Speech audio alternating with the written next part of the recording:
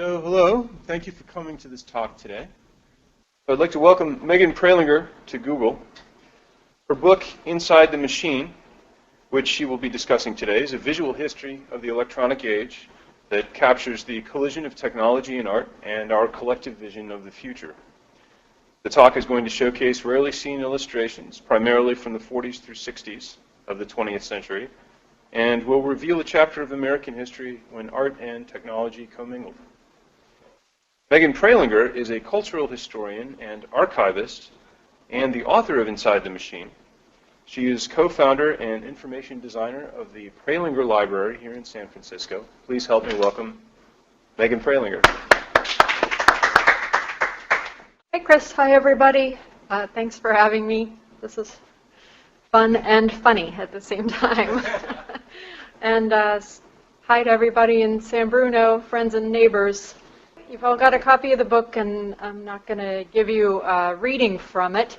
I'll give you more of a process talk of methods and strategies and kind of how I came to study this material and extrapolate from it a history of technology, and how that happened.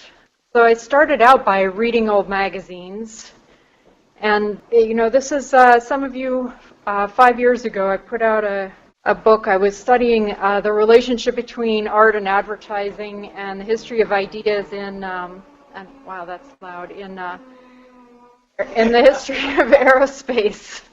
And when I was studying aerospace technology and its history and the relation and how you could extrapolate a history of spaceflight from graphic art in old magazines, the idea came to study avionics, or spaceflight electronics and aviation electronics.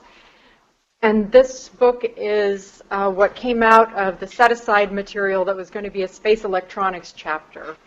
But then I had to start over again with the research into what I was looking at, because I'd started out studying this kind of dialogue on the pages of the magazines between what's in the advertisements and what's in the articles. And that was where the tension was between the utopia that's promised, say, in the ad on the left, and 5 pages later, dystopia, this very same vehicle advertised, has been crashed, and the headline says it mars the beginning of the jet age. Previously, I'd been reading the old magazines and trying to think about what kind of cultural history of society and technology you could map out by looking at the various points of tension between advertisement and text. And then, especially in the case of aerospace, between fiction and fact, and the interplay between science fiction and emerging technological realities, which took, in the late 50s and early 60s, took turns leading one another.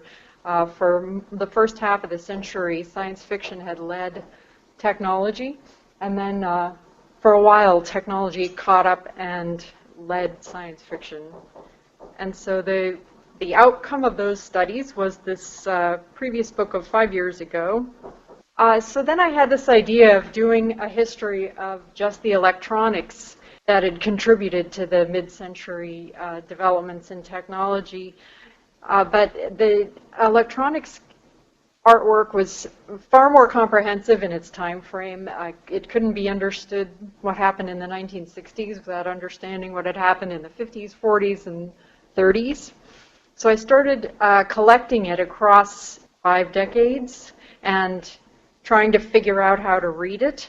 It was a really good thing that even as a humanities major, I'd had to take science in college and learn to build radios and learn to read circuit diagrams, because had that not been the case, I might not have known how to read a piece of artwork like this that actually contains symbol language in it, symbol language that tells a story about the historical moment in time that this artwork was made to communicate an idea about technology, in this case the emergence of the transistor in the waning of the vacuum tube. And so that insight This talk is not chronologic. The book goes roughly in chronologic order, but I'm instead going to talk to you about kind of the order in which I learned how to read the images. And it was this insight about the circuit diagrams that told me that for the electronics artwork, in order to understand all of it, everything it was referring to, I had to read the images as language in and of themselves, and the dialogue was actually between, not between fact and fiction or between, utopia and dystopia, as in the space stuff. It was more to read the artwork as a language that tells a story about technology, and the story takes place between the lab bench and the artist. And this book really became a story about the mediated collaboration between lab bench scientists, engineers, and the artists who interpreted what they were doing. And this is my, but is it art picture. It's actually from a moment in radio electronics when each one of these different kinds of circuit boards was made by a different company and did a different kind of job. But I like this, as if we're in a gallery. It changed the way that I looked at the artwork. And so, as before, I worked on this as a FileMaker hobbyist and made a database of over 1,300 images and analyzed them and logged them for their technological and cultural reference points, and made a multi-year study, and then kind of let the reference points cluster into different types of narratives, and those narratives became the chapters. I was mostly looking at old magazines, but I both trade magazines, engineering magazines. I also looked at pamphlet literature. This booklet, The Story of a Giant, is an artist-made booklet made for the Martin Company. There's my set of electronics on the shelf with the April 65 Moore's Law issue. So this is a list of the periodicals that were reviewed for this kind of brain-breaking study that I'm really glad to be on the other side of, and although it was a real joy to work on. Actually 60 years of these. And in each one of these titles, I found artwork that, in at least one case, in every one of these, told some version of a story that, when assembled into a composite, gave a total picture of a history of electronics from actually the 1910s to the book winds up with the emergence of the mainframe in the late 60s and early 70s. And again, the reason that the reading became so complex, but it was a complexity that pulled me in and made the book possible with the emergence of the transistor age, was because the transistor age was the beginning of the miniaturization that brought technology into a realm that was so small that it was hard to visualize. The transistor really resisted direct depiction because it was so small. So artists turned, here's one brave attempt to work a physical representation of a transistor into an artwork that says something about landscape, the westward turn of the electronics industry in the mid-century, and the emergence of silicon as replacing germanium as the basic element of transistor technology. But few artists could manage this, to say anything about the waning of the tube and the emergence of the transistor without turning to graphic symbol language, which is where I started.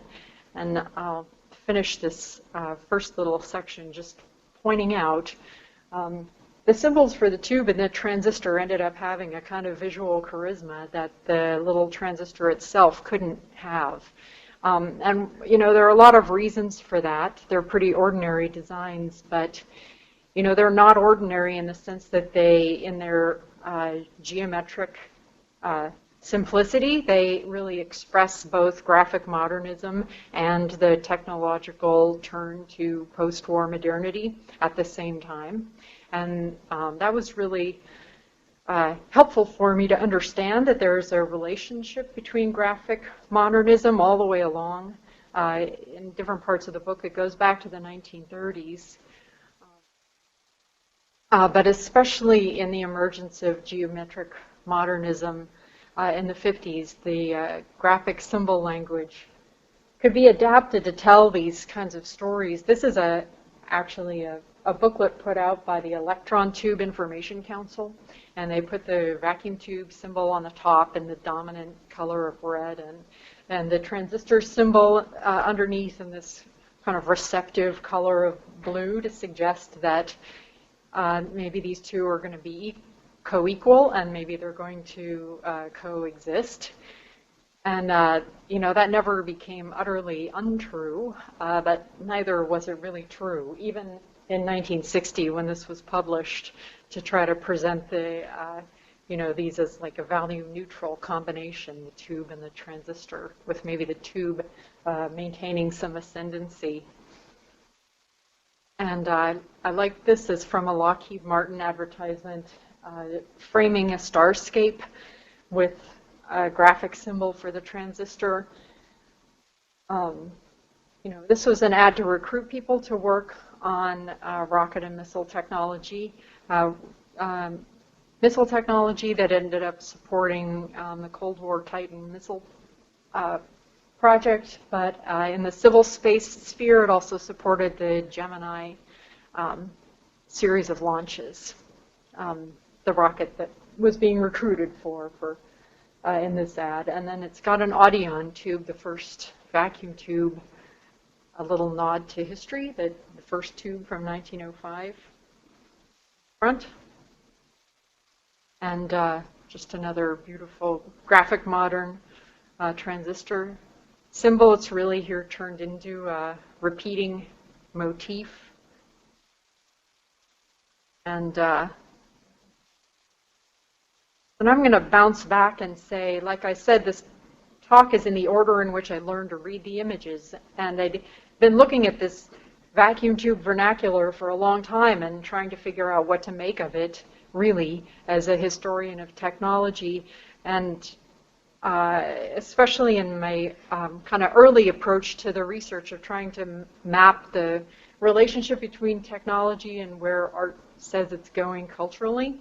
And this image does that. It's from 1943, and it speaks to the kind of question in the late 30s and early 40s of whether vacuum tubes were going to be kind of rounded organic forms, or if we were going to focus on the angular mechanical machine look to define our understanding of technology. But after, and it says something too about the alignment between the the solar system model of the electron and the idea that electronics as technology would be what would get us to space. And that was an idea that had its germination as far back as 1909 and 1910, which is when physicists started using the solar system as a metaphor for talking about the internal structure of the electron. But then when I went back to this image and looked at it as if to read it the same way, reading a circuit diagram artwork and thinking like, so what is the device and what story is the device, the picture of the device here telling me about changes in technology in that historical moment?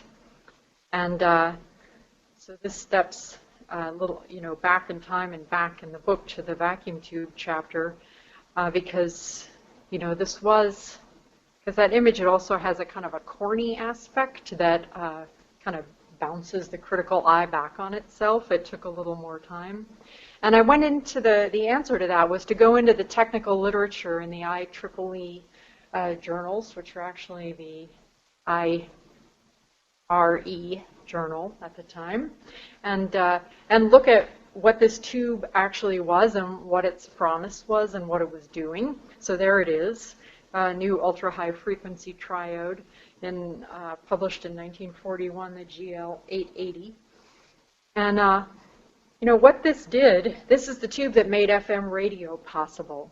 And it's the tube that allowed for frequency modulation transmission, in other words. And when it was written up in the proceedings of the IRE, it was here,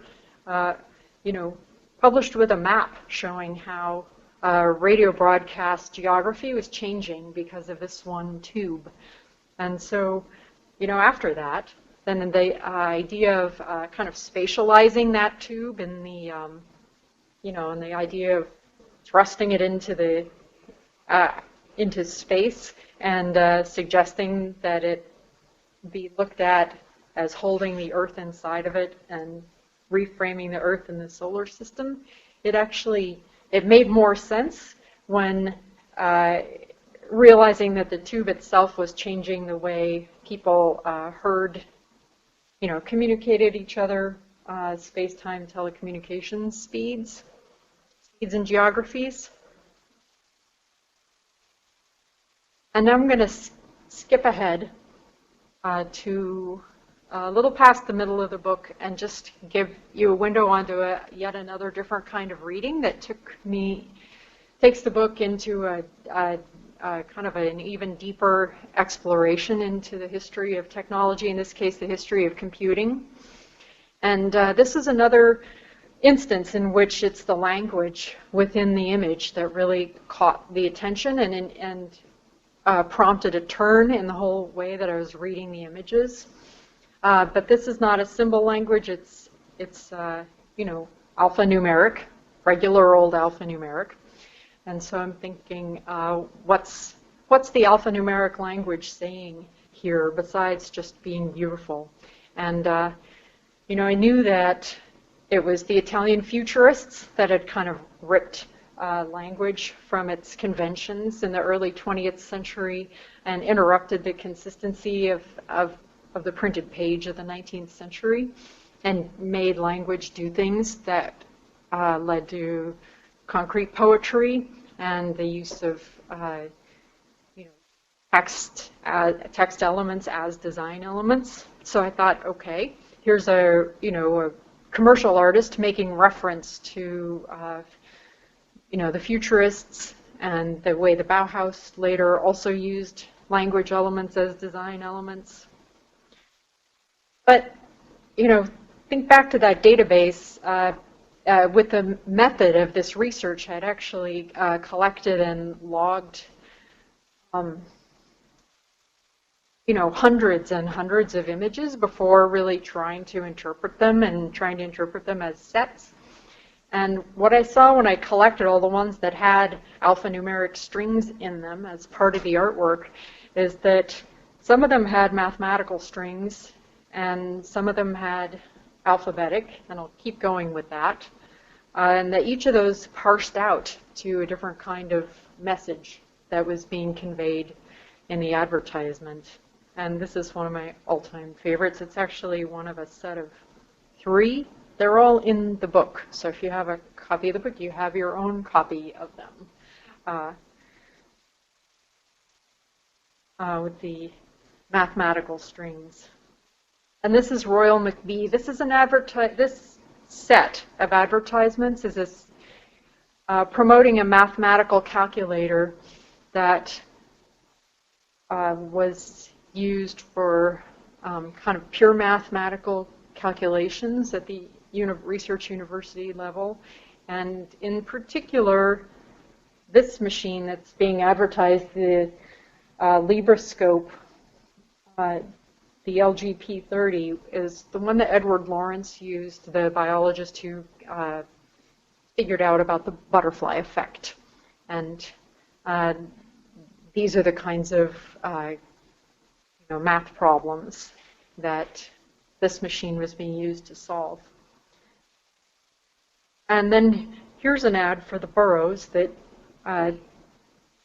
Burroughs 205 computer of 1959, and it says, does both jobs equally well. And this is where it becomes obvious. These images are telling you something about the history of computing, and the research then that went into it, into all the technical literature, explains that, which you can read about, that the computing industry as we know it today, that had its kind of early moments of taking shape in the 1950s, was formed out of the process of combination of two really very different industries. And one of those was data processing, which had started with punch cards, traces its genealogy to punch cards of the 19th century and the 1890 U.S. Census and the formation of IBM. That train of technological history is all about processing information. And on the other hand, you have other companies that in the first half of the 20th century weren't really collaborating or talking to the information processing companies, and those are the calculator, inventors and companies making calculators for scientific calculation. And in World War II, each of these kind of domains of computing they were different whole definitions of what computing was, and each of them was really put to task for all the war-related purposes, and an immense amount of federal funding went into developing them. And then over the course, really especially of the war, people started combining their strengths and making information processing and scientific calculation coexistent in the same kinds of machines, and these new combined machines are what became known to us as computers. But that process, there's more detail on it in the book, but it's an advertisement like this where the machine is being promoted as doing both jobs equally well. The question to the naive reader is, which two jobs are those? And the answer is, leads you to this whole half century of history of the slow convergence of information processing and scientific calculation. And so we're in the Cold War, and it's interesting to me that a lot of the artists, many of these artists were modernist-trained emigres who were new to the U.S. and brought with them European traditions of graphic modernism that touched kind of many corners of the globe and global artistic traditions. But it's not without irony that an artist would deploy something like this to promote a Burroughs electronic data processing system, because this is a direct reference to Russian constructivist typographic art. This is a famous poster promoting Man with a Movie Camera, the avant-garde movie by Dziga Vertov, poster by the Stenberg brothers from 1930. And this, is a direct quotation of that type style, but you wouldn't know that if you weren't studying Soviet modernist art, so it's kind of an in-joke.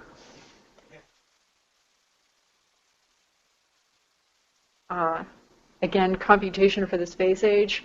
If one way to read this book, or at least the second half of it, is that in the late 1950s, IBM developed their 700 series and 7000 series of electromechanical and then fully electronic calculating and data processing machines. And these machines were of an order of magnitude more powerful and had broader applications than any other machine that had come before them.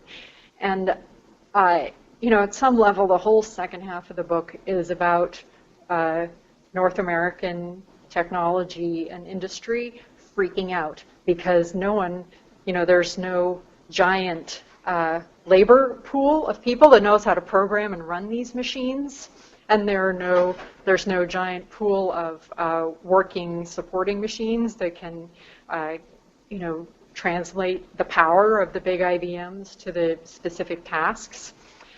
So one of the jobs of the Burroughs machine was actually to plug into the SAGE system and to NASA's launch calculation programs and harness the strength of the 700 and 7000 series. And a whole lot of these ads directly reference the 700 and 7000 series, and IBM here is directly bragging. So a lot of these ads were recruitment, but a lot of them were just like, this is who we are and what we're doing. And take a look at this fantastic image. And what they're really promoting here is that how much labor and technology, kind of material value of technology they were saving by enabling NASA to run virtual launch rehearsals in emulator space. And they're actually saving hardware from expensive and embarrassing launch pad crashes and explosions by enabling a technological assist to the process of rehearsing launches. So that's why they say how to circle the moon without leaving the Earth. One more, so the Burroughs B5000 is a machine that was promoted, advertised, and explained in advance for 3 whole years before it was available, and was a great big, in its day, a game changer on par with the IBMs. And I just love this image because it brings in everything. It combines the dot patterns from punch tape and punch cards that there's a whole chapter about them in the book, combined with the alphanumeric strings representing both data processing and scientific calculation. And then those elements are combined in this kind of lacy curtain. And behind the curtain comes out the mainframe, and it's not a drawing of a mainframe, it's a photograph. And this picture kind of says something about where the art is going. That in the late 1960s, when mainframes became kind of populated around North America, and they started to have their own physical identities, and they came to be, and photography was ascendant. If you look at all this kind of material in the 1970s, it's all just photographs of mainframes, and this is where it was headed.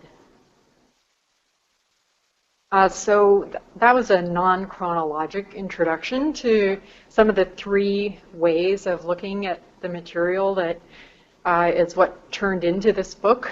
It is a book that sort of starts with that vacuum tube vernacular and the idea of, how does a vacuum tube change space-time, and how does it relate, and why does it relate to how physicists thought of the structure of the electron, and where scientists wanted to take technology, which is in many cases into space for the sake of space exploration.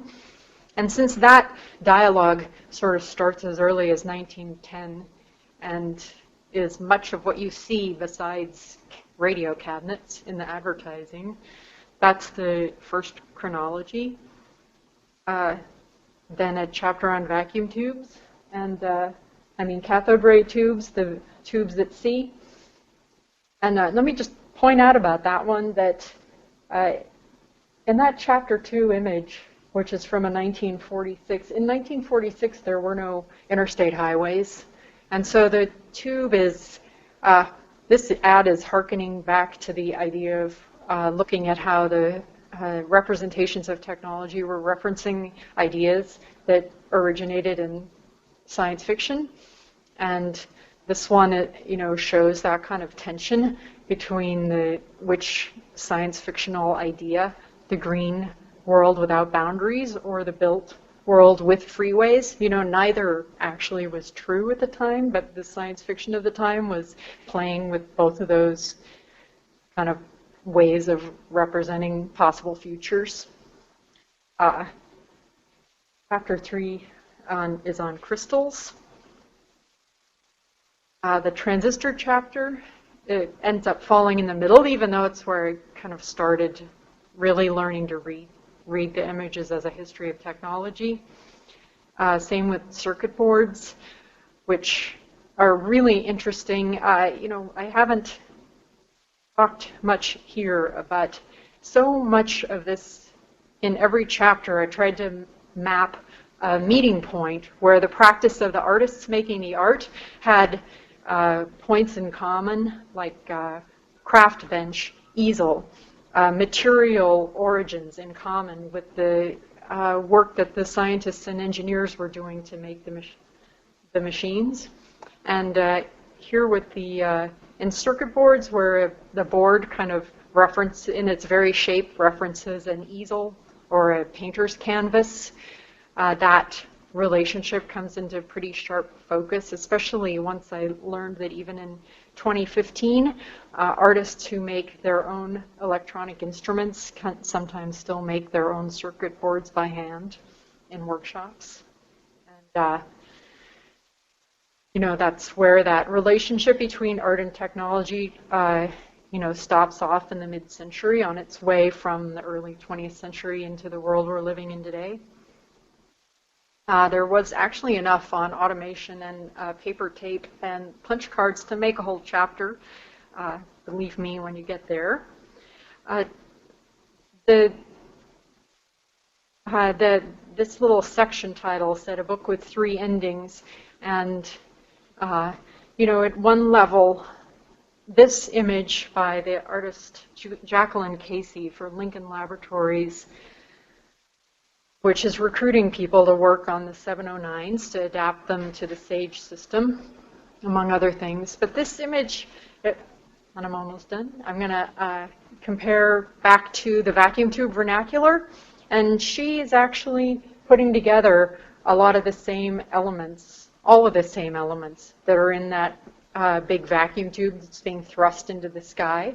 But she's doing it through collage, and she's pulled scientific papers that refer to the 709 and that talk about the structure of the electron as it relates to surface physics, as they relate to the development of new kinds of transistors.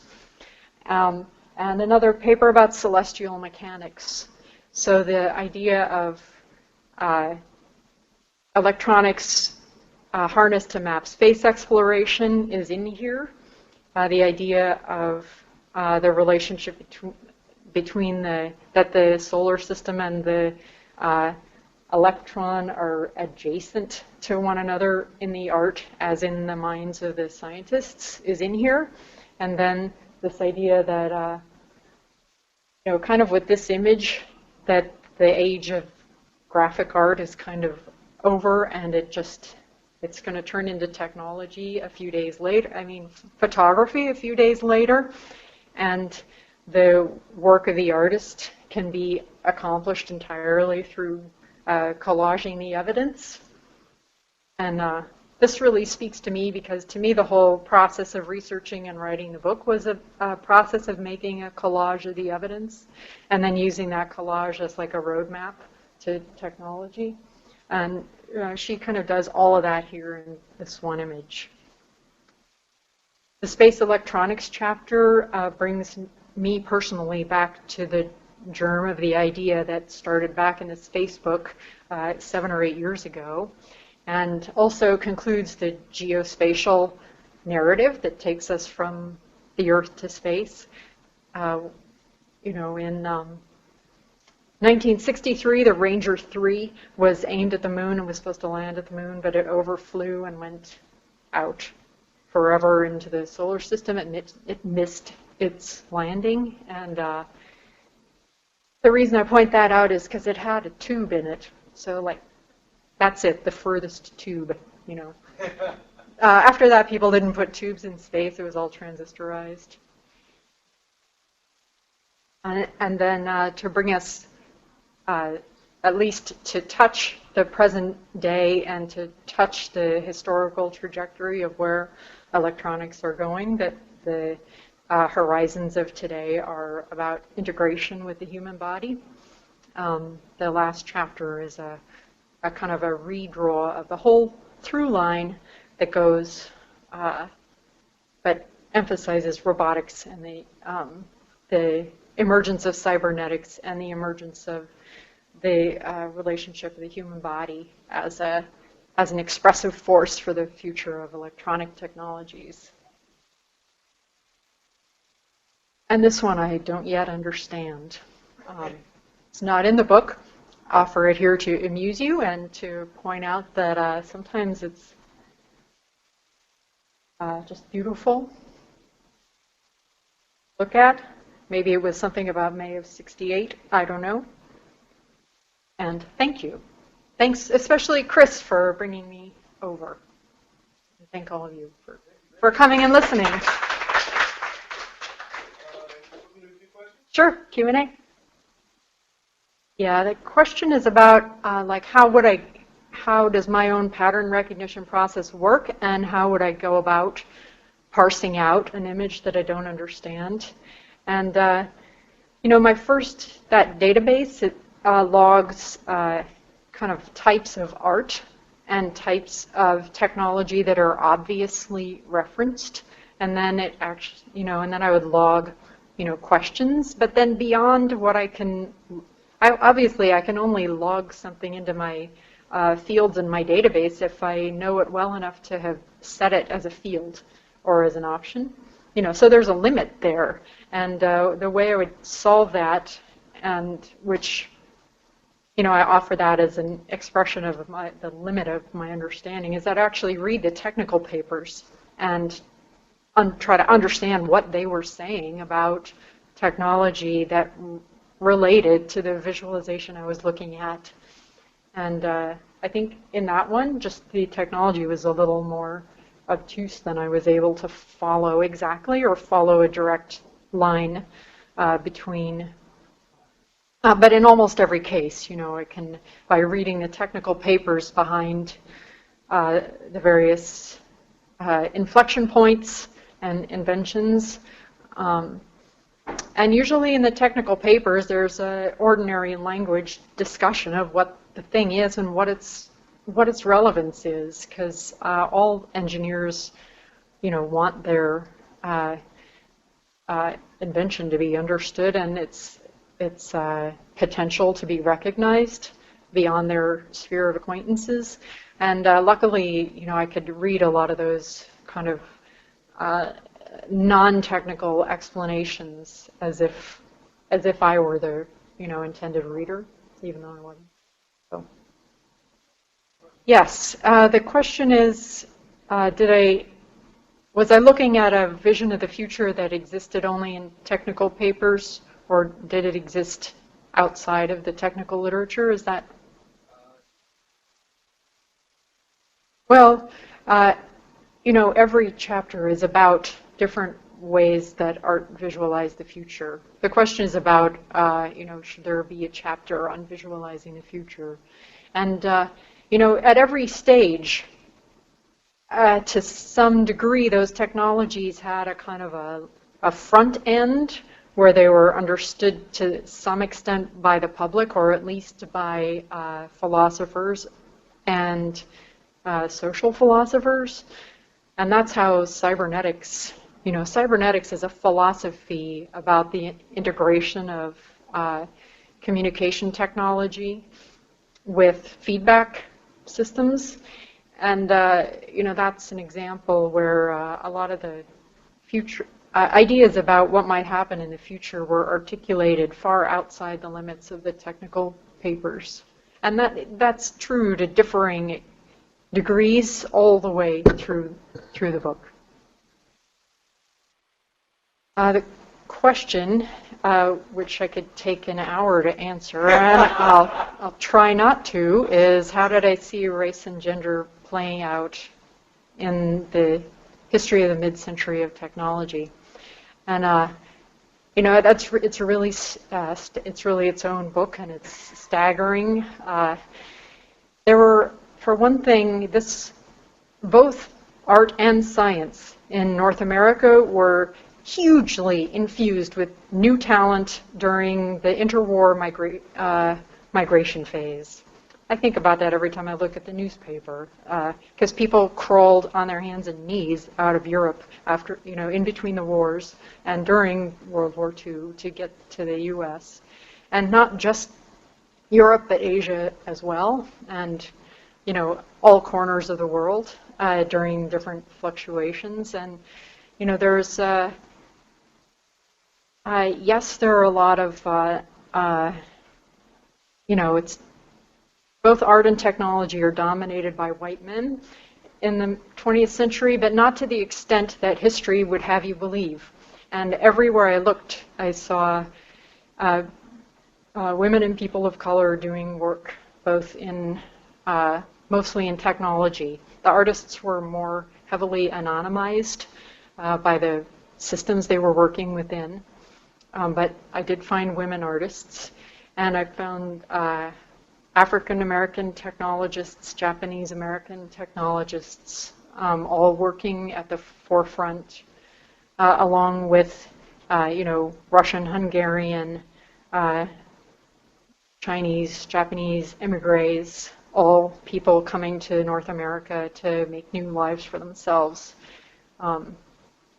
It was, everybody was there at some level, even if history has not always remembered that everybody was there.